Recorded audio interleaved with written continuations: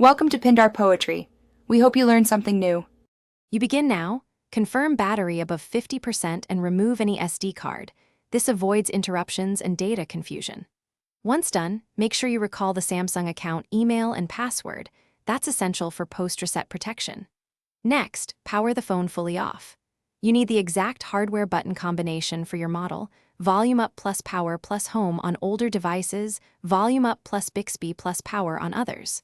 Press them deliberately. If you see the Samsung logo, release power and proceed into recovery mode. In recovery mode, use the volume keys to move the highlight and the power button to confirm. This lets you avoid accidental taps.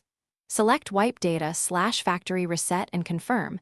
This erases lock settings including fingerprints and PINs, which is why we do it.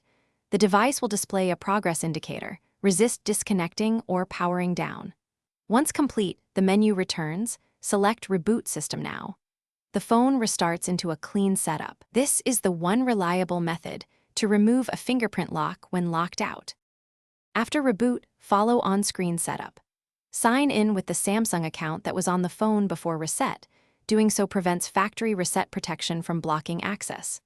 Once signed in, recreate your screen lock, then immediately re-enroll fingerprints under Settings, Biometrics, and Security. This restores normal access.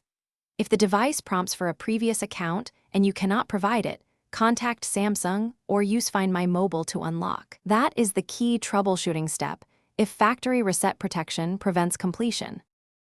Thanks for watching. Consider subscribing if we helped you.